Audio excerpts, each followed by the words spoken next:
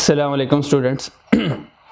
जैसे कि कल हमने रेवेन्यू का ग्राफ डिस्कस किया था टू फर्म्स का, जिसमें हमने दो तरह की फर्म पढ़ी थी और उनका रेवेन्यू का ग्राफ देखा था और शेड्यूल बनाया था। दो तरह की फर्म में हमने परफेक्ट कंपटीशन का रेवेन्यू ग्राफ बनाया और आपको बताया कि जब परफेक्ट कंपटीशन का रेवेन्यू ग्राफ आ जाए तो बस आप बिल्कुल फ्री हैंड से इस तरह ग्राफ बना दीजिएगा। P is equal to AR is equal to MR।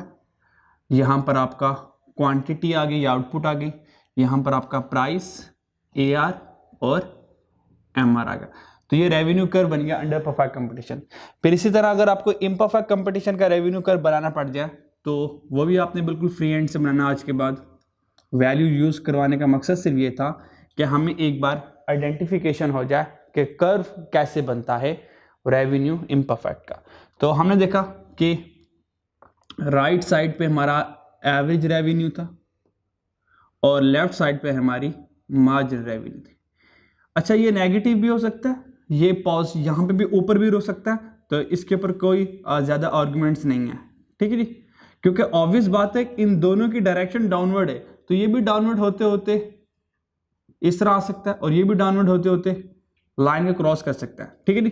तो हम ग्राफ को समटाइम 0 से अबव भी बना सकते हैं, इसमें कोई मसला नहीं है, ठीक है जी। तो ये ऐसे नहीं कि सर जी आपने तो कहा था कि मार्जिन रेवेन्यू तो एक्स एक्सिस को कट करके जाएगा, तो ऐसा कोई नहीं है। नेगेटिव डायरेक्शन है, नेगेटिव स्लोप है, ऑब्वियस बात है जब ये फर्दर एक्सटेंड होगा इसने कट करना ही है। एवरेज रेवेन्यू भी मूव करता करता इस एक्सिस को कट करेगा। तो ये मेरा एवरेज रेवेन्यू हो गया, this is my marginal revenue. ये इम्परफेक्ट कंपटीशन का रेवेन्यू ग्राफ हो गया, ठीक है। यहाँ पे बस याद रखने की बात यह है, क्योंकि ये हमारे पास P होता है ना, P और AR, मैंने आपको यहाँ पे रिलेशन याद करवाया था, P is equal to AR, ये ग्रेटर होता है MR से। तो याद रखना एवरेज रेवेन्यू मार्जिन रेवेन्यू से थोड़ा सा अबव बनेगा, बस ये बात याद रखिएगा। पहले एवरेज रेवेन्यू आएगा राइट पे, लेफ्ट पे मार्जिन रेवेन्यू आएगा। तो ये दोनों कर्व के बारे में हमने लास्ट डिस्कशन की थी। तो आज इंशाल्लाह हम पढ़ने वाले टाइप्स ऑफ कॉस्ट, किस किस तरह की कॉस्ट की टाइप्स होती है वो इंशाल्लाह देखते हैं आज। अच्छा जी, टाइप्स ऑफ कॉस्ट में सबसे पहले हमें टोटल कॉस्ट के बारे में जानना है कि टोटल कॉस्ट क्या होती है। तो हमने देखा टोटल कॉस्ट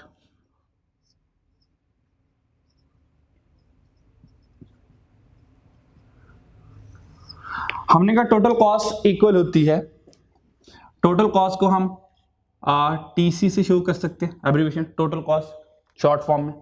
तो टोटल कॉस्ट इक्वल होती है आपकी variable cost plus fix cost, बल्कि फिक्स कॉस्ट पहले लिखें। Total cost is equal to fix cost plus variable cost, this is your total cost. हमारे पास कॉस्ट में दो तरह की कॉस्ट होती है, एक फिक्स कॉस्ट जिसकी नेचर फिक्स होती है, एक वेरिएबल कॉस्ट जिसकी नेचर वेरी करती है। अब ये फिक्स कॉस्ट और वेरिएबल कॉस्ट क्या ये देख लेते हैं, ठीक। तो टोटल कॉस्ट में ये दो कॉस्ट होती है। उसके बाद हमने देखा फिक्स कॉस्ट क्या होती है।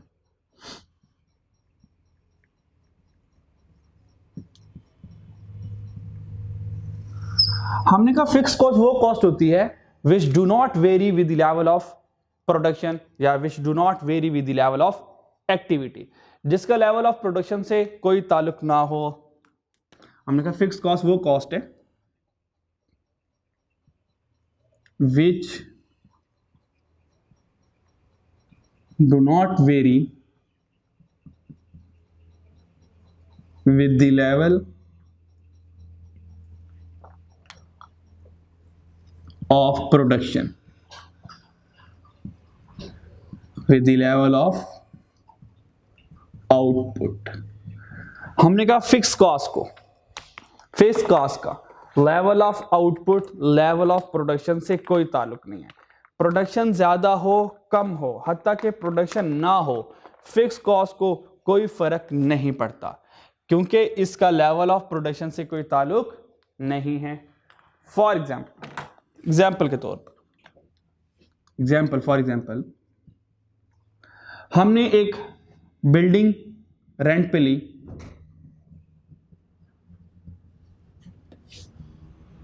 हमने एक बिल्डिंग रेंट पे ली और हम प्रोडक्शन स्टार्ट करने लगे, तो किसी रीज़न की वजह से जो हमारी मशीनरी आनी थी वो ना आ पाई। ठीक है, कोई स्ट्राइक हो गई, कोई पॉलिटिकल इंस्टेबिलिटी हो गई, कोई मुल्क में हालात ऐसे आ गए कि हम इंपोर्ट नहीं कर पाए अपनी मशीनरी को। अब हम बिल्डिंग तो ले चुके रेंट में, फॉर एग्जांपल 50,000 रुपीज़ हमने रेंट का पे करना। अब 1 माह गुजर गया, मशीनरी नहीं आई मेरी, ना ही मशीनरी आई, ना ही मैं कोई प्रोडक्शन कर पाया। जब 1 माह गुजर गया, खुद बताएं, जिससे बिल्डिंग ली होगी उस बिल्डिंग का मालिक क्या मेरे से बिल्डिंग का रेंट लेने आएगा? बिल्कुल लेने आएगा। क्या हम उसको ये कहेंगे भाई अभी तो हमने प्रोडक्शन स्टार्ट ही नहीं की, ठीक है, और तुम रेंट लेने आ गए हो? तो उसने कहा भाई मेरी तरफ से अब अगले माह भी प्रोडक्शन ना करो, 1 माह मेरी बिल्डिंग आपकी कस्टडी में रही, आपके यूज में रही, आप मेरी तरफ से 1 यूनिट बनाए, 1000 यूनिट बनाए, मुझे से क्या ताल्लुक? मुझे तो मेरे बिल्डिंग का रेंट चाहिए। तो होगा क्या, अभी हमने 0 यूनिट बनाए थे लेकिन फिर भी बिल्डिंग का रेंट मैं दे रहा हूं। तो इट्स मीन ये मेरी फिक्स कॉस्ट है, इसका लेवल ऑफ प्रोडक्शन से कोई ताल्लुक नहीं है। हम उसको ये थोड़ी कहेंगे भाई थोड़े से यूनिट तो बनने दो, थोड़ी सी प्रोडक्शन तो करने दो, चीजें बेचने तो दो, रेंट भी दे देंगे। तो उसको, रेंट वाले को, ऑनर को, बिल्डिंग के ऑनर को इससे कोई गर्ज नहीं है। तो फिक्स कॉस्ट क्या है, इसका लेवल ऑफ एक्टिविटी से कोई ताल्लुक नहीं होता। ठीक, फॉर एग्जाम्पल हमने अपनी कोई मशीनरी, अपनी कोई व्हीकल, अपनी कोई बिल्डिंग इंश्योर करवा ली। हमने कहा कि इंश्योरेंस करवा लेते हैं, ऐसा ना हो कल को कोई हादसा हो जाए तो हमारा सारा लाखों का, करोड़ों का नुकसान ज़ाया हो जाए। तो हम इंश्योरेंस करवा लेते हैं, अगर कल को कोई डैमेज भी हो गई तो हम ये रिकवर करवा लेंगे इंश्योरेंस कंपनी से। तो जो इंश्योरेंस करवाई हमने अपनी किसी प्रोडक्ट की, ताकि अगर फ्यूचर में उसको कोई डैमेज हो जाए तो हम वो क्लेम कर सकें इंश्योरेंस कंपनी से कि भाई हमारा नुकसान हुआ है, हमारा नुकसान पूरा करो। ठीक है जी। तो जब इंश्योरेंस कंपनी इन फ्यूचर में हमारे किसी नुकसान की भरपाई करेगी तो आज इंश्योरेंस कंपनी हमसे क्या मुतालबा करेगी, वो हमसे इंश्योरेंस प्रीमियम मांगेगी कि ठीक है भाई अब हर माह मुझे इंश्योरेंस प्रीमियम भिजवाते रहो, या साल का इकट्ठा इंश्योरेंस प्रीमियम भिजवाते रहो। तो हम इंश्योरेंस प्रीमियम भिजवाएंगे। ये जो इंश्योरेंस प्रीमियम दे रहा हूं हर माह, मेरी प्रोडक्शन हो या ना हो, इंश्योरेंस प्रीमियम जाएगा। ठीक है, सेम विद द केस, अगर हमने फॉर एग्जाम्पल कोई बिल्डिंग ली हुई है, ठीक है जी, और या मशीनरी ली हुई है, और मशीनरी मैंने लीज में ली हुई है। लीज में लेने का मतलब ये होता है मशीनरी समटाइम बहुत कॉस्टली होती है, 2.5 करोड़ की, 2-2 करोड़ की, 3-3 करोड़ की समटाइम मशीनरीज होती हैं, और या 1 करोड़ की मशीनरी होगी। ठीक है, तो इतनी जो हैवी कॉस्टली मशीनरीज होती हैं हम नेट कैश पे नहीं खरीदते, क्योंकि as a business analysis economist हमें यह डर होता है अगर अल्लाह ना करे किसी भी रीज़न की वजह से अगर बिजनेस ना चल पाया तो जो मैंने 1 करोड़ की मशीनरी खरीदी होगी अब तो मेरे लिए वो यूजलेस हो जाएगी। अगर मैं दोबारा उसको बेचता भी हूँ, उसको रीसेल भी करता हूँ, तो तकरीबन कितने की सेल हो जाएगी, 90 की, 80 की, मुझे लॉस होगा। ठीक है, और अगर कोई मशीनरी वो मुझसे खरीदने के लिए तैयार ही ना हो तो फिर मुझे अच्छे खासे लॉस में वो मशीनरी बेचनी पड़ेगी।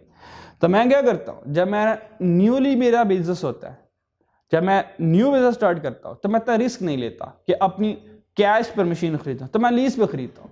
हमने कहा कि मशीन दे दो, हर महीने हम इसको रेंटल आपको भिजवाएंगे और साथ आपको इंटरेस्ट भी भिजवाते रहेंगे। ठीक है जी, तो जितने साल हमने यूज़ की उतने साल का रेंट भी जाता रहेगा, उतने साल का इंटरेस्ट भी जाता रहेगा। तो नॉर्मली हम जो कॉस्टली मशीन्स होती हैं वो हम इंश्योरेंस और लीज पर खरीद लेते हैं। ठीक है, ताकि होगा क्या, हमें फ्यूचर लॉस से हम सिक्योर रह सके। तो वो जो इंटरेस्ट में भिजवा रहा हूं, इंटरेस्ट ऑन कैपिटल, जो मैं अपनी कैपिटल प्रोडक्ट पर इंटरेस्ट भिजवा रहा हूं, ये क्या होगा, मेरी फिक्स कॉस्ट होगी। ठीक है, तो ये सारी की सारी फिक्स कॉस्ट होगी। ठीक है, इस तरह अगर हमारी कोई कमर्शियल प्रॉपर्टी है और कमर्शियल प्रॉपर्टी पे जो टैक्स लगता जा रहा है तो ये हर साल टैक्स लगता रहेगा। ठीक है, तो टैक्स ऑन प्रॉपर्टी,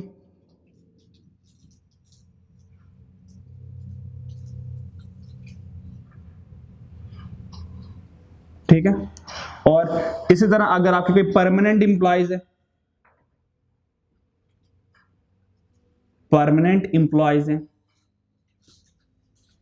और परमानेंट एम्प्लॉयज की जो सैलरीज है ये भी आपकी फिक्स कॉस्ट, ठीक है। किसी भी रीजन की वजह से, कोविड की वजह से, तो लोगों का ठीक है गवर्नमेंट अलाउ नहीं करी ज्यादा बंदे ऑफिस में आए, तो हम अल्टरनेट डेज पर बुलाना शुरू कर देंगे। अब जिस दिन उसने छुट्टी की, ऑब्वियस बात है वो काम नहीं कर रहा, लेकिन उस दिन की सैलरी तो ले रहा है, ठीक है जी, क्योंकि वो हमारा परमानेंट एम्प्लॉयज है। तो जो परमानेंट एम्प्लॉयज है, अगर वो काम पर नहीं आ रहा, अगर किसी भी रीजन की वजह से, या परमानेंट लेबर रखी हुई है, रॉ मटेरियल ही नहीं आ रहा, जब रॉ मटेरियल नहीं आ रहा, वो परमानेंट लेबर बैठी हुई है, वेलियम आ रही है, ठीक है। अब उसको क्या लेना देना, काम हो या ना हो, लेबर तो ये दुआ करेगी भाई कल भी काम ना हो, परमानेंट लेबर, हमें काम नहीं करना पड़ रहा। तो जो परमानेंट एम्प्लॉयज होते हैं, अगर वो काम ना भी करे फिर भी उनको मंथली बेसिस पर सैलरीज दी जा रही होती हैं, तो ये सैलरीज हर हाल में जानी होती हैं, तो ये हमारी सारी फिक्स कॉस्ट पर बनेगी, ठीक हो गया। This is our fix cost. तो ये हमारी फिक्स कॉस्ट आ गई, तो आपने इसको अच्छे से देख लेना। नेक्स्ट देखते हैं कि हमारे पास वेरिएबल कॉस्ट होती है। Next is variable cost. ये वेरिएबल कॉस्ट क्या होती है? होप सो ऑफिस कॉस्ट पता चल गया होगा। Variable cost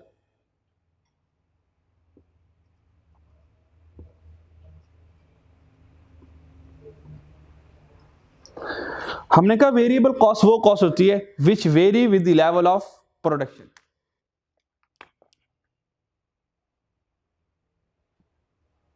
which vary with the level of production। हमने कहा वेरिएबल कॉस्ट वो कॉस्ट होती है जिसका प्रोडक्शन से ताल्लुक हो। मीन जितनी प्रोडक्शन ज्यादा उतनी वेरिएबल कॉस्ट ज्यादा, जितनी प्रोडक्शन कम करूंगा उतनी वेरिएबल कॉस्ट कम आना शुरू हो जाएगी। और सम टाइम जब zero production, no production, variable cost भी नहीं आएगी। फॉर एग्जांपल जब मुझे प्रोडक्शन बढ़ानी है, फॉर एग्जांपल मैं एसी मैन्युफैक्चरर हूं, जब मैं एसी के यूनिट्स बढ़ाऊंगा, ज्यादा बनाना चाहूंगा, क्या ख्याल है एसी पे जो रॉ मटेरियल मेरा लग रहा होगा ये ज्यादा लगेगा या कम लगेगा? सोच कर बताएं। आपके साथ ज्यादा लगेगा। जितने ज्यादा नंबर ऑफ यूनिट एसी ज्यादा बनाएंगे, एसी कॉस्ट, एसी का रॉ मटेरियल ज्यादा लगेगा। तो हमने कहा सबसे पहले एग्जाम्पल में हमारा क्या आ गया? Raw material. For example raw material, AC ज्यादा रॉ मटेरियल ज्यादा, एसी कम बनाऊंगा रॉ मटेरियल कम लगेगा। एसी बनाना ही नहीं है तो फिर रॉ मटेरियल क्यों खरीदूंगा? ठीक है जी, तो रॉ मटेरियल भी नहीं खरीदूंगा, ठीक है। अच्छा नेक्स्ट हमारे पास इलेक्ट्रिसिटी।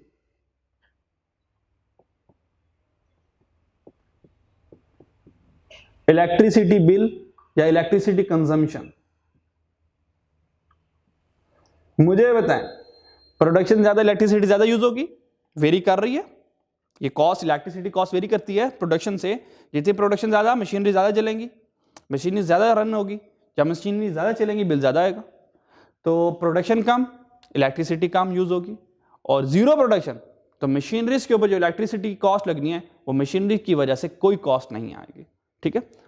ऑब्वियस बात है छोटे मोटे बल्ब तो जल ही रहे होंगे, वो तो नॉमिनल कॉस्ट तो आनी आनी, वो तो नेग्लिजिबल कॉस्ट है, वो तो इंकर करनी है। लेकिन प्रोडक्शन की वजह से क्या एडिशनल कॉस्ट आ रही है वो नहीं आएगी। तो जितनी प्रोडक्शन ज्यादा, इलेक्ट्रिसिटी कॉस्ट उतनी ज्यादा। इसी तरह हमने लेबर वेजेस पर रखी है, डेली वेजेस पर, रोज के काम के हिसाब से हम पैसे देते हैं। तुम 100 यूनिट बनाओगे इतने पैसे मिलेंगे, 200 यूनिट बनाओगे इतने पैसे मिलेंगे, 300 यूनिट बनाओगे इतने पैसे मिलेंगे। ज्यादा यूनिट बनाओ ज्यादा वेजेस मिलेंगी, कम यूनिट बनाओ कम वेजेस मिलेंगी। जिस दिन तुमने कोई काम ना किया उस दिन छुट्टी, उस दिन कोई पैसे नहीं मिलने, ठीक है जी। तो हम डेली वेजेस दे रहे हैं। तो वेजेस क्या होती है? हमारी वेरिएबल कॉस्ट होती है, क्योंकि इसका ताल्लुक नॉर्मली हमने पूरे दिन से रखा था। दिन में काम करोगे पैसे मिलेंगे, नहीं करोगे तो नहीं मिलेंगे, ठीक है जी। जबकि सैलरीज हम परमानेंट एम्प्लॉयज को दे रहे हैं, तो तो वेजेस वाले हमारे परमानेंट एम्प्लॉयज नहीं होते। हमें कोई टेम्परेरी तौर पर कोई काम करवाना पड़ गया, हमें कोई इलेक्ट्रिक का काम करवाना पड़ गया, हम बाहर गए, दुकान पे गए और इलेक्ट्रिशियन को बुलाया, उसने हमारा काम किया, हमने उसको पैसे दे दिए, ठीक है ना। तो टेम्परेरी काम के लिए हम नॉर्मली बाहर से बंदों को हायर कर लेते हैं ऑन टेम्परेरी बेसिस, और उनको जो हम पैसे दे रहे होते हैं वो उनके काम की निस्बत से कर रहे होते हैं। कोई हमारे घर में कोई टूटी वगैरह खराब होगी, टैप वगैरह खराब होगी, हमने प्लम्बर बुलाया, उस प्लम्बर आया, उसने काम किया, हमने उसको पैसे दिए, वो चला गया, ठीक है। अब कल थोड़ी है ना उसने दोबारा, अब ठीक है जी। तो जो वेजेस होती हैं ये हम नॉर्मली डेली बेसिस पर दिया करते हैं, या नॉर्मली हम आउटपुट के हिसाब से हम इसको डील करते हैं, ठीक है। तो ये हमारे पास फिक्स कॉस्ट होगी और ये हमारे पास वेरिएबल कॉस्ट। इसके अलावा भी बहुत सारी एग्जांपल्स हो सकती हैं जो आप सेट कर सकते हो, ठीक है जी। अच्छा जी, तो अब हम देखते हैं कि टोटल कॉस्ट का ग्राफ क्या बनता है, इनका ग्राफ क्या बनने वाला, ठीक है। तो इनका ग्राफ देखते हैं और फिर उससे आपसे फिर एक दो सवाल करते हैं।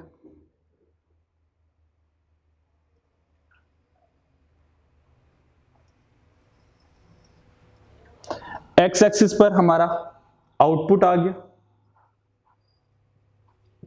और वाई एक्सिस पर तीनों कॉस्ट आ जाएगी, फिक्स कॉस्ट, वेरिएबल कॉस्ट और टोटल कॉस्ट। आपको पता है ये आउटपुट ज्यादा हो रहा है, आउटपुट ज्यादा हो रहा है। फिक्स कॉस्ट का आउटपुट से कोई ताल्लुक नहीं होता, आउटपुट हो ज्यादा हो कम हो ना हो, फिक्स कॉस्ट रिमेन सेम रहती है। तो for example this is your fix cost, ये फिक्स कॉस्ट है जो बिल्कुल सेम है। फॉर एग्जांपल 50,000 हमने रेंट पे करना है, तो 50,000 0 यूनिट बनाऊं तब भी 50,000 दूंगा, 1 यूनिट बनाऊं तभी 50,000 दे रहा हूं, 10 यूनिट बनाऊं तभी 50,000, 20 यूनिट बनाऊं तभी 50,000। तो देखिए फिक्स कॉस्ट की नेचर जो है ये फिक्स है, जितना यूनिट बनाते रहो। फिर वेरिएबल कॉस्ट, हमने कहा वेरिएबल कॉस्ट का ताल्लुक प्रोडक्शन लेवल से है, जितनी प्रोडक्शन ज्यादा ये वेरिएबल कॉस्ट ज्यादा आते रहेगी। तो वेरिएबल कॉस्ट आपको पता है ओरिजिन से स्टार्ट होने वाली है, क्योंकि इस ओरिजिन में जब मेरी आउटपुट मेरा 0 तो कॉस्ट भी मेरी 0 है। जैसे मेरी प्रोडक्शन बढ़ना शुरू होगी मेरी कॉस्ट भी बढ़ना शुरू हो जाएगी, ठीक है। तो ये कुछ वेरिएबल कॉस्ट की मूवमेंट रहेगी, ठीक है। तो this is my variable cost, तो this is your variable cost, ठीक है। अच्छा, अब क्या रह गया टोटल कॉस्ट। आपको पता है टोटल कॉस्ट किसके इक्वल होती है, fix cost plus variable cost. तो इन दोनों को प्लस करके टोटल कॉस्ट स्टार्ट होगी। तो टोटल कॉस्ट कुछ यहां से स्टार्ट होने वाली है,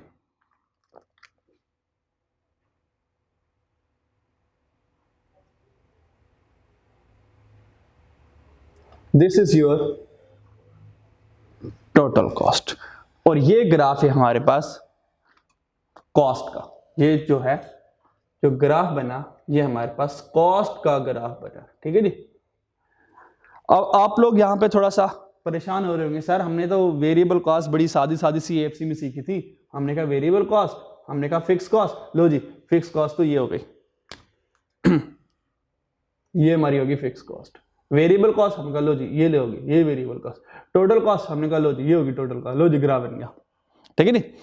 तो ये ग्राफ आपकी बेसिक अंडरस्टैंडिंग के लिए बिल्कुल ठीक था, क्योंकि आप इकोनॉमिक्स पढ़ रहे हैं, अब आप इकोनॉमिक्स के स्टूडेंट हैं, तो आपने बीइंग एन इकोनॉमिस्ट सारे रियलिटी को सामने रखते हुए सोचना है, ठीक है नी। तो ये वेरिएबल कॉस्ट स्ट्रेट लाइन क्यों है, ये वेरिएबल कॉस्ट स्ट्रेट लाइन क्यों है, इसका जवाब कुछ देर बाद, अगर आप लोग फिजिकल में होते तो बिल्कुल ये सारे सवाल मैं आपसे पूछता कि ये कर्व क्यों है, ये स्ट्रेट लाइन क्यों है। अब मसला ये अब यहाँ पे है ही नहीं, ठीक है जी। अब इसलिए करना है क्या, मुझे सवाल भी खुद ही पूछने हैं और आंसर भी खुद ही करने हैं, ठीक है जी। वरना जरूर मैं आपको पार्टिसिपेट करवाता यहाँ पर और आपकी पार्टिसिपेशन लेता मैं यहाँ पर जरूर, क्योंकि एरिया है जहाँ पर आपके अब कंसेप्ट टेस्ट होने, ठीक है। तो ये वेरिएबल कॉस्ट स्ट्रेट लाइन क्यों है, आपने कहा sir variable cost straight line इसलिए है क्योंकि एक तो इसकी स्लोप पॉजिटिव है, लेकिन ये स्ट्रेट लाइन की रीजन नहीं है। स्ट्रेट लाइन हमें पता है तब होता है जब दोनों वेरिएबल्स में आउटपुट है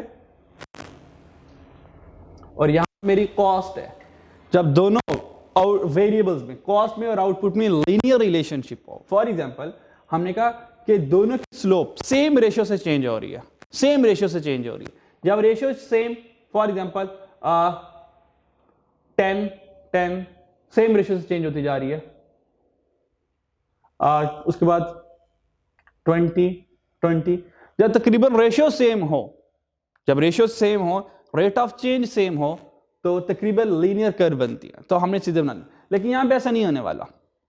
क्या ऐसा होगा कि जितनी मैं आउटपुट बढ़ाऊंगा उतनी कॉस्ट उतनी ही बढ़ेगी? हमने कहा ऐसा नहीं है। हमने तो इसकी बैक पर दो लॉ पढ़ बैठे।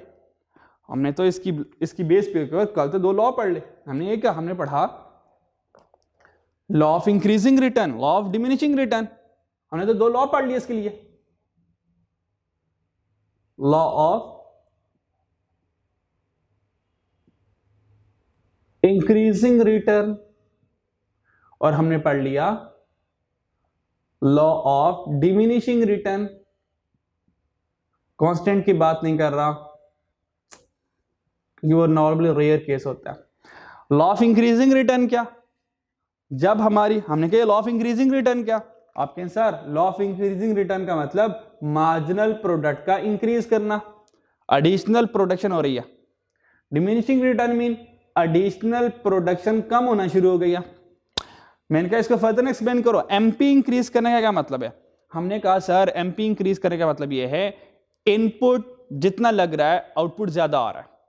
एक बंदे ने एक एसी बनाया, दो बंदे आए, दोनों में ताकत ज्यादा आ गई, दोनों में सिनर्जी आ गई। अब दोनों ने जज्बात में आकर बरकतों के साथ मिलजुल कर उन्होंने कहा यूनिटी स्ट्रेंथ, ठीक है जी, यूनिटी स्ट्रेंथ का नारा लगाया और उसने अगले 3 यूनिट बना दिए इकट्ठे ही, ठीक है। तो अगली लेबर के आने की वजह से ओवरऑल प्रोडक्शन कितनी होगी, 1 से 3 पे चलेगी। तो एडिशनल प्रोडक्शन कितनी हुई, 2 एसी की, ठीक है। तो आपने कहा सर यहां पे ये हो रहा होता है कि इनपुट कम होती है लेकिन आउटपुट ज्यादा मिल जाती है। तो फिर मैंने आपसे ये सवाल पूछा, यहां पर मैंने कहा लेबर लगाई एक बंदे की, लेबर लगाई फॉर एग्जांपल, इनपुट लगाई एक बंदे की, आउटपुट में बन गया। ये एडिशनल की बात कर रहा हूं, फर्स्ट वाले की बात नहीं कर रहा। फर्स्ट वाले से तो एनालिसिस स्टार्ट करें ना, तो फर्स्ट वाले से एनालिसिस नहीं कर रहा। एडिशनल 1 लेबर आई तो 1 लेबर की कॉस्ट आई होगी, उसने बना ली एडिशनल 2 चीजें, फायदा ज्यादा हो गया, यानी कि कॉस्ट कम आ रही है। तो जितना मैं इनपुट लगा रहा हूं उतना आउटपुट थोड़ी आ रहा है। तो देखें जितनी इनपुट आ रही है उतनी आउटपुट नहीं है। तो यानी कि इन दोनों की रेशियो रियल लाइफ में कभी सेम नहीं होती। मुझे आउटपुट रेशियो मिला 2 का, आउटपुट रेशियो मिल गया 20, मैंने 20 की प्रोडक्शन की, कॉस्ट मेरी सिर्फ 1 एडिशनल लेबर की आई, क्या 1 और 20 में सेम रेशियो होगा? चलें, एडिशनल कॉस्ट 10 की आई, प्रोडक्शन 20 की होगी, ये तो 1:2 हो गया, ठीक है। फिर क्या होगा, एडिशनल तीसरी लेबर आई, एडिशनल तीसरी लेबर आई, तो ये मार्जिनल प्रोडक्ट की बात कर रहा हूं। मार्जिनल प्रोडक्ट मेरा एडिशनल 3 हो गया। अब क्या हुआ, एडिशनल 10 की कॉस्ट आई लेकिन प्रोडक्शन 3 हो गए, ये तो 1:3 हो गया। तो देखें कभी भी आउटपुट, कभी भी इनपुट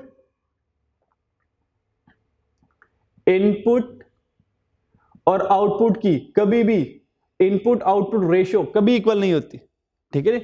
इनपुट की रेशियो और आउटपुट की रेशियो कभी इक्वल नहीं होने वाली, इन दोनों की रेशियो कभी बराबर नहीं होती रियल लाइफ में, ठीक है।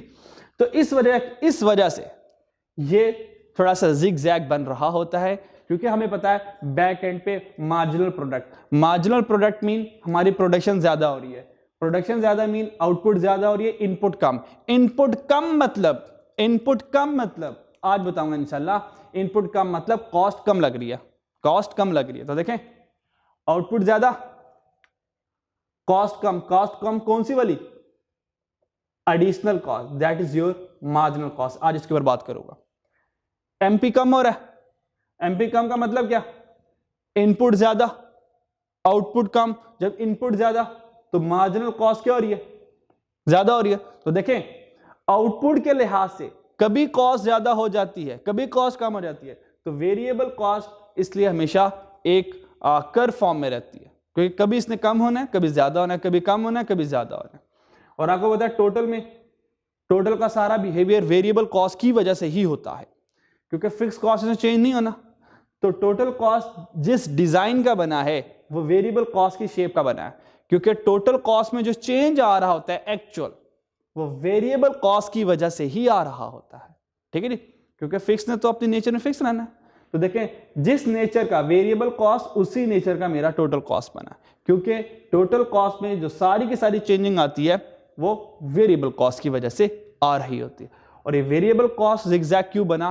क्योंकि मार्जिनल कॉस्ट इंक्रीज और डिक्रीज हो रही होती है। मार्जिनल कॉस्ट इंक्रीज और डिक्रीज क्यों होती है? क्योंकि हमें पता है इसके बैक एंड पर मार्जिनल प्रोडक्टिविटी ज्यादा कम, और ये मार्जिनल प्रोडक्टिविटी ज्यादा क्यों होती है? हमने कहा सिनर्जी लग रहा होता है, यहाँ पे सिनर्जी का कंसेप्ट लग रहा होता है। 1 + 1 = 3 हो रहा होता है, 2 + 2 = 5, 6 भी हो सकता है। और हमने कहा मार्जिनल प्रोडक्ट कम क्यों हो रही होती है? हमने कहा जब ज्यादा लेबर रख लें और इतनी लेबर की जरूरत ना हो तो काम सही होने की बजाय काम खराब होना शुरू हो जाता है। आपस में लोगों के डिसीजन मैच नहीं हो रहे थे, वो कहता है इस तरह काम कर लो, वो कह रहा है इस तरह काम कर लो, हर कोई अपना मशवरा दे रहा था और हर कोई अपने आप को बेस्ट समझ रहा होता है। तो होता क्या, काम सही होने की बजाय खराब हो जाता है। इसलिए तो कहते हैं इंग्लिश में फ्रेज है, too many cooks spoil the broth. अगर 2-3 बंदे मिलकर खाना बनाना शुरू कर दें, ठीक है, खाना सही नहीं बनेगा, खराब हो जाएगा। हार कहेगा नहीं नमक कम है और डालो, मिर्चें कम है और डालो, वो कहेगा ये भी इंग्रेडिएंट डाल दो, ये भी इंग्रेडिएंट डाल दो, वो खाने का बेड़ा गर्क हो जाएगा, ठीक है जी।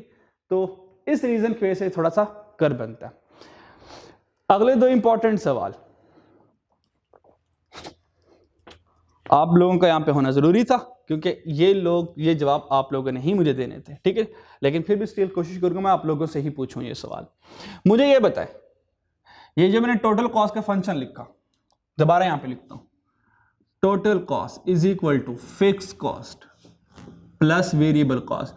क्या आप लोग मुझे बता सकते हैं ये शॉर्ट रन का प्रोडक्शन, ये शॉर्ट रन की कॉस्ट है या लॉन्ग रन की कॉस्ट है?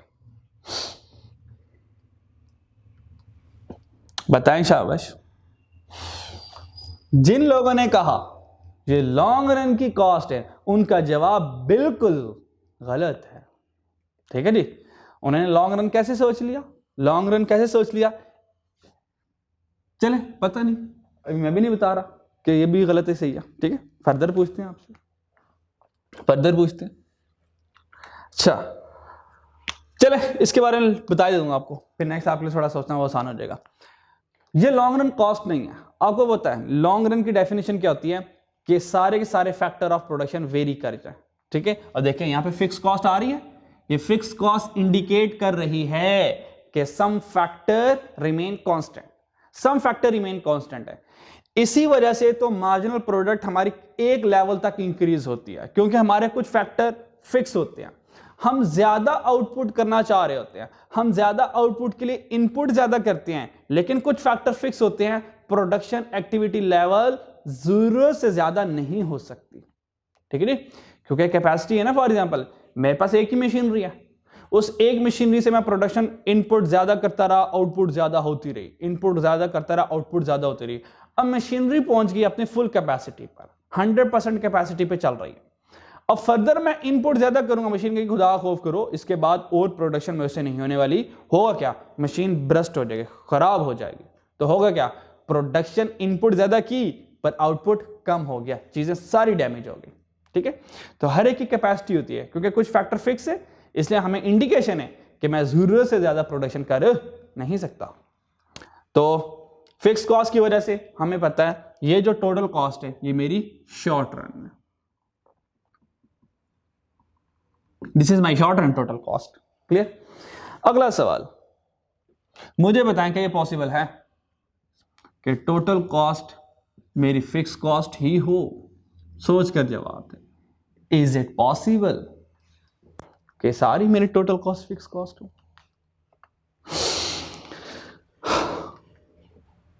एक सवाल का जवाब ये दें, दूसरा ये दें, बताइए शॉर्ट रन क्या लॉन्ग रन का? चलें शायद ये तो पिक कर लेंगे आप फिक्स कॉस्ट को देखकर, ठीक है। चलें जी, बिल्कुल ये पॉसिबल है, बिल्कुल टोटल कॉस्ट फिक्स कॉस्ट हो सकती है, बिल्कुल हो सकती है। कब? जब आपकी वेरिएबल कॉस्ट जीरो हो। जीरो वेरिएबल कॉस्ट आ ही नहीं रही, फिर भी टोटल कॉस्ट आ रही है, तो बताएं ये टोटल कॉस्ट कौन सी कॉस्ट होगी? आपके सर वेरिएबल कॉस्ट आ नहीं रही, फिर भी कॉस्ट आ रही है, इट्स मीन फिक्स कॉस्ट होगी, ठीक है। और ये वेरिएबल कॉस्ट जीरो कब होती है? जब आउटपुट इक्वल टू जीरो हो, यानी कि नो प्रोडक्शन या एक्टिविटी लेवल जीरो हो। जब कोई प्रोडक्शन नहीं की, वेरिएबल कॉस्ट जीरो, फिर भी कॉस्ट नजर आ रही हो अगर मुझे, तो इट्स मीन वो कौन सी कॉस्ट होगी? सारी फिक्स कॉस्ट होगी। और ये कॉस्ट शॉर्ट रन की, लॉन्ग रन की? आपने कहा सर फिक्स कॉस्ट नजर आ रही है, this is your short run, यानी कि पॉसिबल है। अच्छा, मैंने कहा ठीक है, नेक्स्ट चलते हैं। फिर मैंने आपसे पूछा क्या ये पॉसिबल है कि सारी की सारी टोटल कॉस्ट हमारी वेरिएबल कॉस्ट हो? सोच के जवाब दें, क्या अब ये पॉसिबल है? आप कहें सर बिल्कुल पॉसिबल है। मैं कहूं कब पॉसिबल है? आपके साथ टोटल कॉस्ट का फॉर्मूला था fix cost plus variable cost. अगर हमें यहां पे फिक्स कॉस्ट नजर नहीं आ रही, इट्स मीन कि फिक्स कॉस्ट है ही नहीं, फिक्स कॉस्ट नहीं है। और अगर फिक्स कॉस्ट नहीं है तो इट्स मीन सारी वेरिएबल कॉस्ट है, मीन ये हमारी लॉन्ग रन कॉस्ट है। अगर होता लॉन्ग रन में फिक्स फैक्टर नहीं होता, अगर फिक्स फैक्टर नहीं होता तो फिक्स कॉस्ट भी नहीं होगी, क्योंकि जो फैक्टर नहीं उसकी कॉस्ट भी नहीं। सारे फैक्टर वेरी, सारे फैक्टर की कॉस्ट मेरे लिए वेरिएबल कॉस्ट होगी, तो total cost is equal two variable cost हो जाया करती है। और ये फैक्टर ऑफ प्रोडक्शन की कहानी फिक्स वेरी ये आपको चैप्टर 2 में सिखा चुका था मैं, ठीक है जी। तो this is overall types of cost जो आपको मेन सिखानी थी, ठीक है। अब कुछ एडिशनल कॉस्ट रह गई हैं, उसके ऊपर भी हम थोड़ी सी बात करते रहें, ठीक है, ताकि वो भी हमारी कवर हो जाए, ठीक है। होप सो ये वाली बातें आपको पता चल गई होंगी, ठीक है जी। तो कुछ फर्दर कॉस्ट है, उनके बारे में हम देख लेते हैं ज़रा, ठीक है।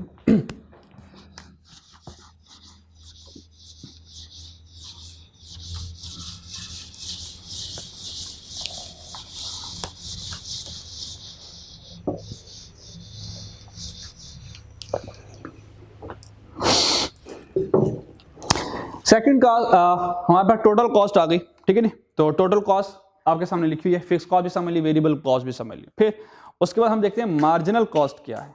Marginal cost,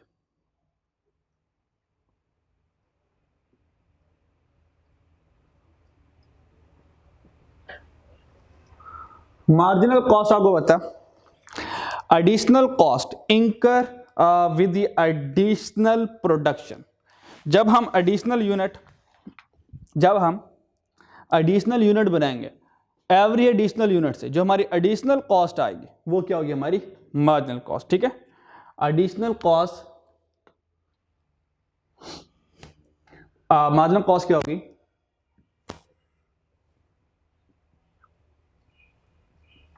additional cost incurred with every additional units produced। जो हम एडिशनल यूनिट बनाएंगे, हर एडिशनल यूनिट के बनने से जो एडिशनल कॉस्ट आएगी ये हमारी मार्जिनल कॉस्ट होगी, ठीक है। और मार्जिनल कॉस्ट का फॉर्मूला क्या होगा? मार्जिनल कॉस्ट को MC से शो करते हैं। MC stand for marginal cost, change in total cost. Total cost में कितना चेंज आ रहा है? Divide by change in number of units, number of unit produced. और नंबर ऑफ यूनिट प्रोड्यूस को हम Q से डिनोट करते हैं, Q फॉर क्वांटिटी या नंबर ऑफ यूनिट्स। तो Q क्या है? मेरे नंबर ऑफ यूनिट्स है, नंबर ऑफ यूनिट्स प्रोड्यूस्ड, ठीक है। This is my marginal cost. फिर देखते हैं हमारे पास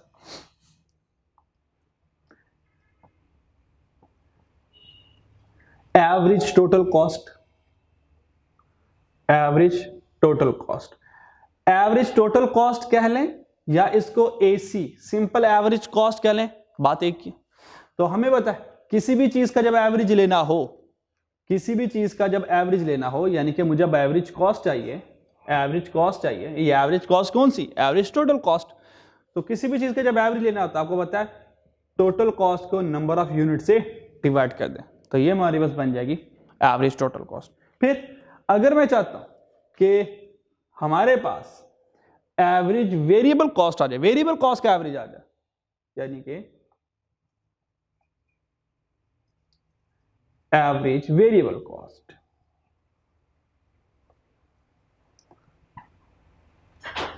तो एवरेज वेरिएबल कॉस्ट कैसे आएगी? बड़ा आसान, देखें एवरेज वेरिएबल कॉस्ट, तो जितनी भी टोटल वेरिएबल कॉस्ट होगी, टोटल वेरिएबल कॉस्ट उसको डिवाइड कर दो नंबर ऑफ यूनिट से, तो ये एवरेज वेरिएबल कॉस्ट आ गई। So simple. Same with the case, अगर मुझे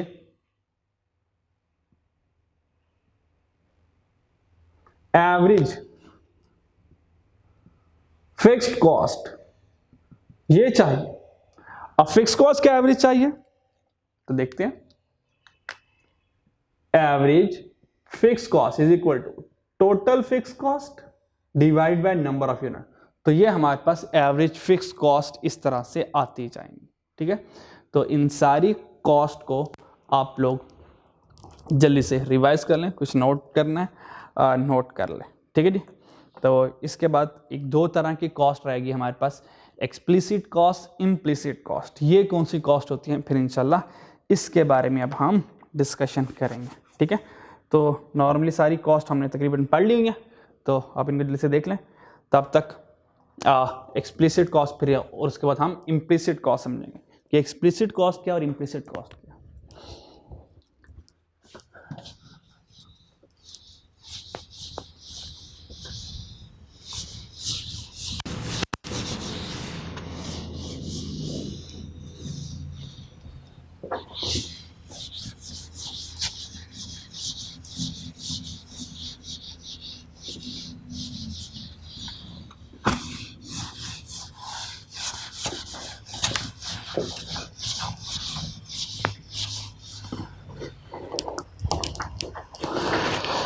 स्टडी टिप में दो तरह की कॉस्ट लिखी हुई हैं, एक्सप्लिसिट कॉस्ट, इम्प्लिसिट कॉस्ट। ये दोनों कॉस्ट क्या होती हैं, लेट्स डिस्कस।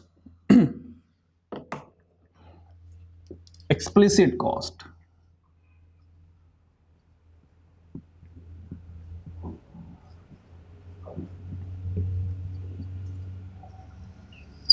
और implicit cost.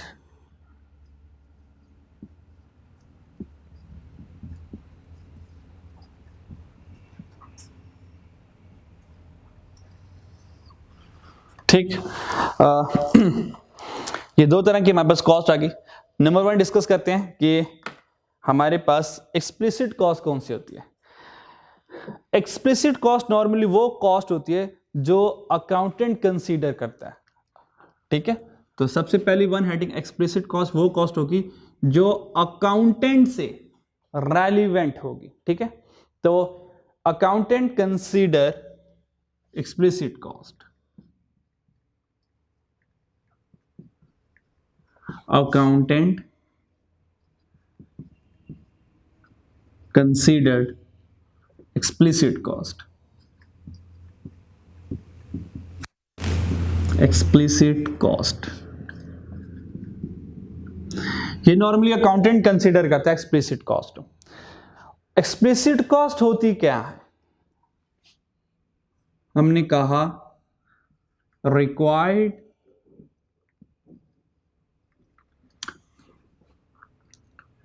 Monetary payment, required monetary payment. Explicit cost में मॉनिटरी पेमेंट लगती है, यानी कि पैसा लगता है, तो इसमें हमें पैसे चाहिए होते हैं। एक्सप्लिसिट कॉस्ट में पैसा जा रहा होता है, नजर आ रहा था, हमारा कैश जा रहा है, आउटफ्लो हो रहा होता है हमारा। ठीक है जी, ये दो बातें अकाउंटेंट कंसीडर करता है एक्सप्लिसिट कॉस्ट को, और रिक्वायर होती हैं मॉनिटरी पेमेंट। फॉर एग्जांपल, जब मैंने रॉ मटेरियल खरीदा, जब हमने रॉ मटेरियल खरीदा, क्या रॉ मटेरियल खरीदने के लिए मेरे पैसे लगेंगे? मुफ्त थोड़ी आएगा, ऑब्वियस बात है, रॉ मटेरियल के लिए मुझे कैश देना पड़ेगा।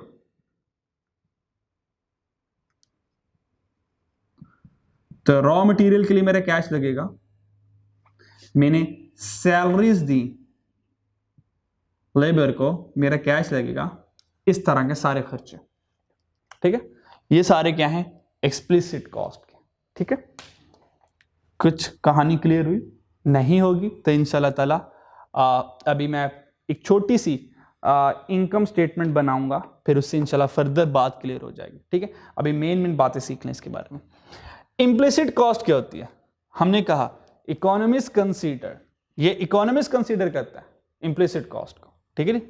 असल में एक्सप्लिसिट कॉस्ट, वो एक्सप्लिसिट मीन वो होती है जो जाहिर कॉस्ट है, जो बजाहिर नजर आ रही है, जो बजाहिर नजर आने वाली कॉस्ट है। देखें, हमारा नुकसान हो रहा, हमारा खर्चा हो रहा है, मेरी पॉकेट से पैसे जा रहे हैं, मेरी पॉकेट से पैसे जाते हुए मुझे नजर आ रहे कि भाई अब 10,000 गया, अब 5,000 गया, अब 100 रुपीज चले गए। तो एक्सप्लिसिट कॉस्ट बजाहिर कॉस्ट होती है जो नजर आ रही होती है। इम्प्लिसिट कॉस्ट बजाहिर कॉस्ट नहीं होती, ये एक छुपी हुई कॉस्ट होती है, ये एक हिडन कॉस्ट होती है जो बजाहिर तो कैश की सूरत में नहीं होती, लेकिन इकोनॉमिस्ट फिर भी इसको कंसीडर करता है। कैसे करता है, क्यों करता है, इसके ऊपर बात करते हैं हम। ठीक है जी, तो हम कहेंगे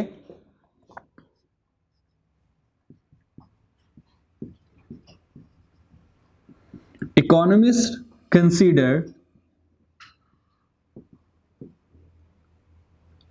बोथ, दोनों कॉस्ट कंसीडर करता है, बोथ एक्सप्लिसिट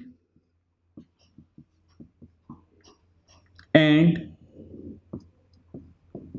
इम्प्लिसिट कॉस्ट, दोनों कॉस्ट को इकोनॉमिस्ट कंसीडर करता है। एक्सप्लिसिट को भी, जो एक्चुअल एक्सपेंस हो रहा है, जो एक्चुअल कैश जा रहा है, उसको भी, जो एक्चुअल कॉस्ट इंकर हो रही है उसको भी कंसीडर करेगा इकोनॉमिस्ट, जो हिडन कॉस्ट इंकर हो रही है इकोनॉमिस्ट उसको भी कंसीडर करेगा। क्यों करेगा? डिसीजन मेकिंग के लिए। पर ये कैसे डिसीजन मेकिंग होती है, चलो एग्जांपल से सीखेंगे। तो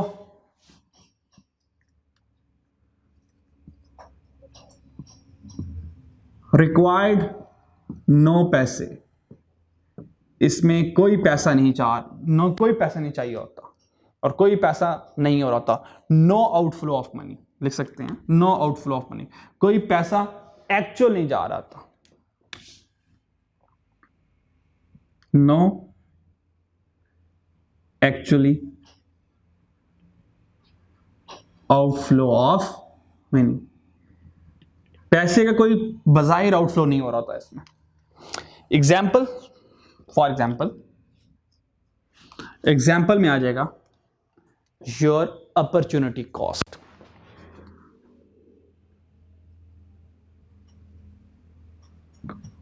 एग्जाम्पल में इसके अपॉर्चुनिटी कॉस्ट आ जाएगी।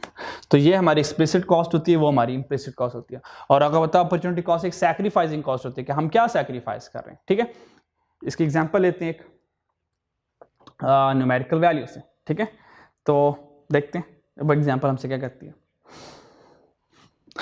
हमने एक बंदा था फॉर एग्जांपल, वो एक जगह जॉब कर रहा था। ठीक है, और वो जॉब से 40,000 सैलरी ले रहा था। उसने कहा क्या जॉब करना, हर महीने जाना, इतना काम करना, 40,000 मिलना, क्यों ना मैं अपने एक बिजनेस स्टार्ट करूं। और उसके पास अकाउंटिंग का बैकग्राउंड था, सारी अकाउंटिंग की ट्रांजैक्शन जानता था, और उसने अपना बिजनेस स्टार्ट किया। जब उसने अपना बिजनेस स्टार्ट किया, ठीक, तो बिजनेस की फर्स्ट मंथ पर रिपोर्ट कुछ ये रही, जो उसने फॉर एग्जांपल रेवेन्यू जो उसने सेल की, फॉर एग्जांपल ₹1 लाख की सेल की, ₹1 लाख की सेल की।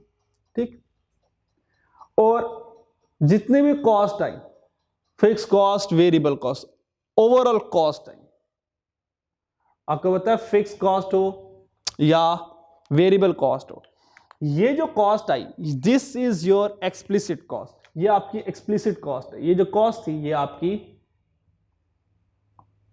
एक्सप्लिसिट कॉस्ट है।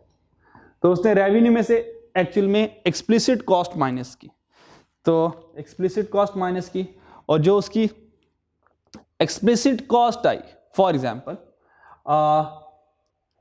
से के, क्योंकि फर्स्ट टाइम बिजनेस कर रहा था, तो एक्सप्लिसिट कॉस्ट आ गई उसकी 70,000, तो ₹70,000 उसकी एक्सप्लिसिट कॉस्ट आ गई। इसमें फिक्स कॉस्ट भी शामिल है, वेरिएबल कॉस्ट भी शामिल है। तो 1 लाख में से 70,000 माइनस किया तो वो बहुत खुशी खुशी आया हमसे मिलने के लिए। ओ भाई देख कि मैं जब जॉब किया करता था 40,000 ले रहा था, तो देख मैंने अपना बिजनेस स्टार्ट किया और मुझे पहले ही माह मैंने अपने बिजनेस से 30,000 का प्रॉफिट कमा लिया। अगर पहले माह मैंने 30,000 का प्रॉफिट कमा लिया, ऑब्वियस बात है आहिस्ता से मैं 40 क्रॉस करते करते 50 लाख को कहां तक पहुंच जाऊंगा। तो उसने कहा ये देखो this is my first month profit, ये मेरी मेहनत का नतीजा आ गया। और उसने कहा दिस इज माई प्रॉफिट और this is called accounting profit. ये अकाउंटिंग वाले हजरात इसी तरह प्रॉफिट निकालते हैं। रेवेन्यू माइनस कॉस्ट, प्रॉफिट आ गया। और ये जो नेट प्रॉफिट होगा, अगर टैक्स की बात फिलहाल मैं सिंपल सी बात कर रहा हूं, revenue minus cost, this is your profit. और ये जो प्रॉफिट आया ये कैसे आया? रेवेन्यू में से सिर्फ मैंने एक्सप्लिसिट कॉस्ट माइनस किया। तो रेवेन्यू में से एक्सप्लिसिट कॉस्ट माइनस करें तो कौन सा प्रॉफिट आएगा?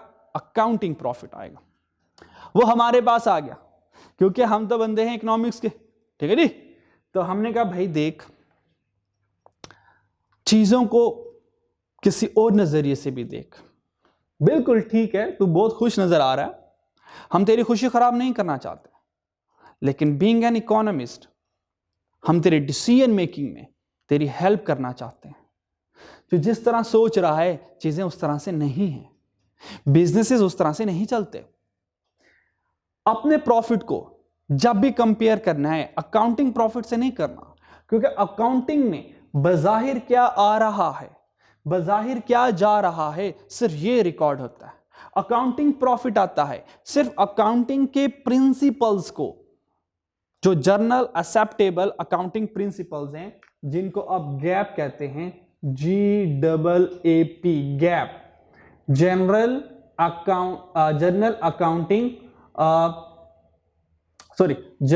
Acceptable accounting principle. जो जर्नल एक्सेप्टेबल अकाउंटिंग प्रिंसिपल्स हैं ये सारी अकाउंटिंग उसके तहत आ रही होती है, ठीक है। तो इकोनॉमिस्ट कहता कि हम तो कोई जनरल प्रिंसिपल नहीं इस्तेमाल करते, हम तो बिल्कुल रियलिटी को फेस करते हैं और रियलिटी को सामने रखते हैं। अब मैं तो ये रियलिटी बताता हूं, ठीक है। बिल्कुल तेरा 30,000 का प्रॉफिट आया, इससे पहले क्या करता था? उसने कहा इससे पहले मैं एक जॉब करता था। हमने कहा ठीक है, जब तुम जॉब करते थे क्या वहां से सैलरी मिलती थी? उसने कहा बिल्कुल मिलती थी। हमने कहा कितनी? उसने कहा 40,000। तो हमने उससे क्वेश्चन पूछा, हमने कहा हम क्या ये कह सकते हैं कि तुमने 40,000 को सैक्रिफाइस किया to run your own business? उसने कहा बिल्कुल। उसने कहा बिल्कुल, जब मैं बिजनेस कर रहा हूं और मुझे वो 40,000 नहीं मिल रहे, और अगर मैं बिजनेस ना कर रहा होता तो वो 40,000 मुझे मिल रहे होते। तो हमने कहा क्या बिजनेस की वजह से अब तुम वो 40,000 सैक्रिफाइस कर रहे हो? उसने कहा बिल्कुल कर रहे हैं। तो हम कहेंगे ये आपकी अपॉर्चुनिटी कॉस्ट है।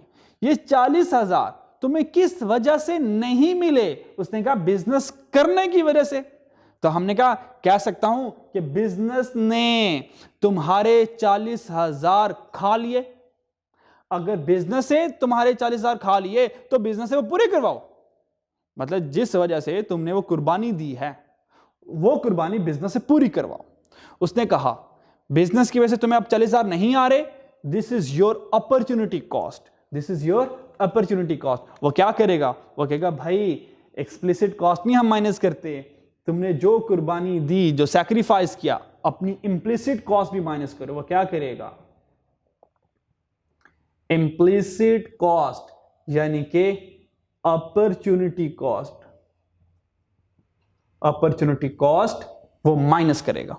जब अपॉर्चुनिटी कॉस्ट माइनस करेगा, उसने कहा कितने पैसे ले रहे थे? उसने कहा मैं 40,000 ले रहा था। उसने कहा करो 40,000 माइनस। तो 40,000 हमने फर्दर माइनस किया।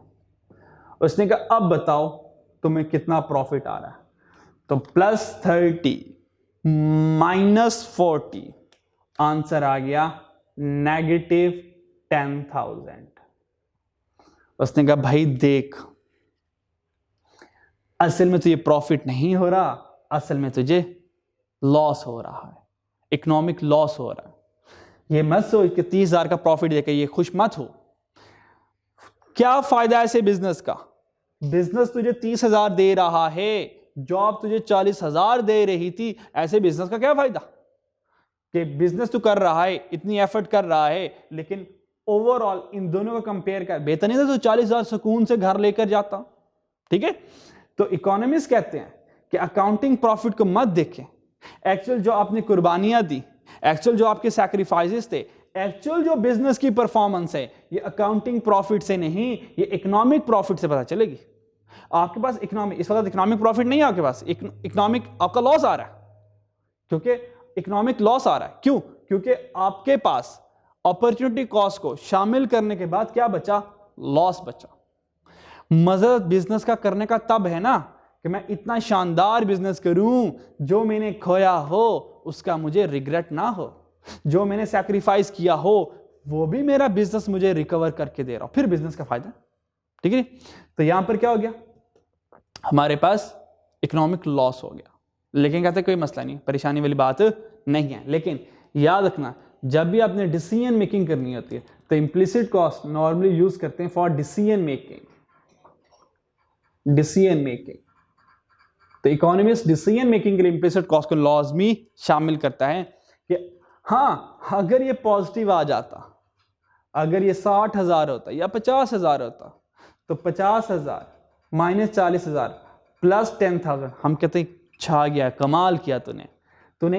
अगर ये 50,000 होता, फॉर एग्जाम्पल थोड़ी देर के लिए कर लें, ये 50,000 है, हमने कहा कमाल किया तूने, 50,000 का काउंटिंग प्रॉफिट है, 40,000 की अपॉर्चुनिटी कॉस्ट माइनस की, फिर भी प्लस में, यानी कि इकोनॉमिक प्रॉफिट सरप्लस में आ रहा है, इकोनॉमिक प्रॉफिट पॉजिटिव में आ रहा है। इट्स मीन तूने इतना शानदार बिजनेस किया कि सारी अपॉर्चुनिटी कॉस्ट को तूने कवर कर लिया। ये हुआ ना बिजनेस। ये क्या कह रहा है, तुम जॉब से 40,000 ले रहे थे और अच्छा किया तुमने बिजनेस किया, क्योंकि बिजनेस तुम्हें 50,000 कमा कर दे रहा है। तो this is the right decision. ठीक है, तो जब भी अपने डिसीजन लेने होते हैं तो हम हमेशा इंप्लिसिट कॉस्ट के ऊपर डिसीजन ले रहे होते हैं। ठीक है, ये बात समझ लगी। एक नेगेटिव के साथ करवा दिया, एक पॉजिटिव के साथ करवा दिया। एक और बात, फॉर एग्जांपल यहां पे मेरे पास 40,000 आ गया फॉर एग्जांपल, और यहां पे 40,000 लाने के लिए ऊपर 60,000 कर देते हैं। कॉस्ट 60,000 आई, अकाउंटिंग प्रॉफिट 40,000 आया, अकाउंटेंट खुश। इकोनॉमिस्ट के पास है, इकोनॉमिस्ट ने कहा इंप्लिसिट कॉस्ट कहाँ गई, उसने कहा माजरत, उसने कहा शामिल करो 40,000, तो 40 माइनस 40 प्रॉफिट क्या आया, कुछ नहीं, जीरो इकोनॉमिक प्रॉफिट। पर यहां पे इंपॉर्टेंट बात है, कितना आया, दैट इज जीरो, कोई प्रॉफिट, इकोनॉमिक प्रॉफिट जीरो। तो ये अकाउंटिंग प्रॉफिट कितना है, 40,000, इकोनॉमिक प्रॉफिट कितना है,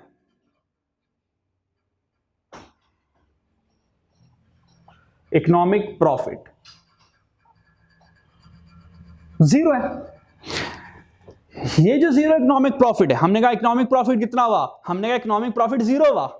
मुझे ये बताएं, क्या इकोनॉमिक प्रॉफिट एक आपके लिए बुरी बात होगी, गुड होगा, बैड होगा या गुड होगा? अब यहां पे डिसीजन मेकिंग से स्टार्ट होती है। इकोनॉमिक प्रॉफिट जीरो आ गया, बताएं ये गुड होगा या बैड होगा, गुड होगा या बैड होगा? तो याद रखिएगा, जो इकोनॉमिक प्रॉफिट होता है, जब इकोनॉमिक प्रॉफिट क्या हो, इकोनॉमिक प्रॉफिट जब जीरो, सॉरी इकोनॉमिक प्रॉफिट जब जीरो होता है, अच्छा इकोनॉमिक प्रॉफिट जब पॉजिटिव है, क्या ही बात है, बेहतरीन है। इकोनॉमिक प्रॉफिट नेगेटिव है, थोड़ी सी अफसोस वाली बात है। लेकिन जब इकोनॉमिक प्रॉफिट जीरो हो, when zero economic profit, zero economic profit, जब हमारा इकोनॉमिक प्रॉफिट जीरो हो, स्टिल वहां पे प्रॉफिट पड़ा होता है, स्टिल वहां पर प्रॉफिट पड़ा होता है, वहां पर अकाउंटिंग प्रॉफिट पड़ा होता है। जब इकोनॉमिक प्रॉफिट जीरो है, फॉर एग्जांपल मान लें कि हम अपॉर्चुनिटी कॉस्ट को डील नहीं कर रहे, तो देखें मेरे पास 40,000 का सरप्लस पड़ा हुआ है, मेरे पास 40,000 का प्रॉफिट पड़ा हुआ है। तो याद रखिएगा, जब इकोनॉमिक प्रॉफिट जीरो हो, स्टिल वहां पे प्रॉफिट कुछ ना कुछ पड़ा होता है, और वो प्रॉफिट अकाउंटिंग प्रॉफिट होता है। तो याद रखिएगा, जीरो इकोनॉमिक प्रॉफिट वहां पर मौजूद होता है हैविंग अकाउंटिंग प्रॉफिट। तो उस वक्त पर अकाउंटिंग प्रॉफिट मौजूद होता है, यानी कि कुछ ना कुछ तो प्रॉफिट आ रहा है ना हमें। ऐसा नहीं है कि अकाउंटिंग की तरफ से भी लॉस आ रहा है। जब अकाउंटिंग की तरफ से लॉस आ जाए ये तो वर्स्ट सिचुएशन होगी हमारे लिए, ये तो बहुत ही बुरी कंडीशन होगी हमारी, ठीक है जी। तो जब zero economic profit zero, still there have some accounting profit, वहां पर कुछ ना कुछ अकाउंटिंग प्रॉफिट होता है।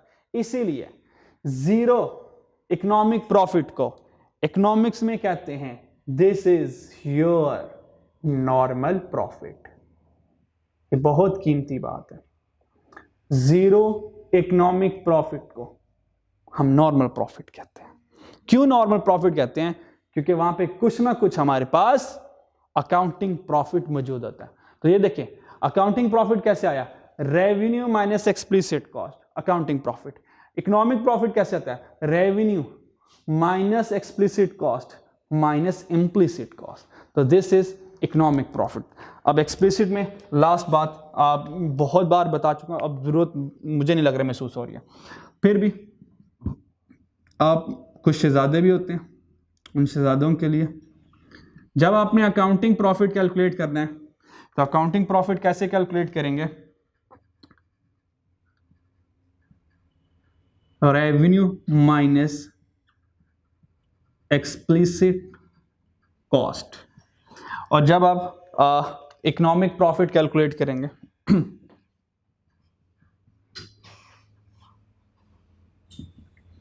इकोनॉमिक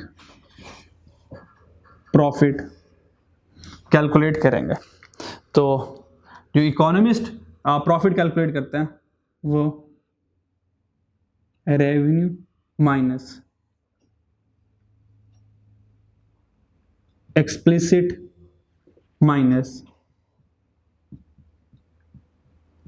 इम्प्लिसिट कॉस्ट, ठीक है। तो ये हमारे पास हो गया इकोनॉमिक प्रॉफिट का, ठीक है जी।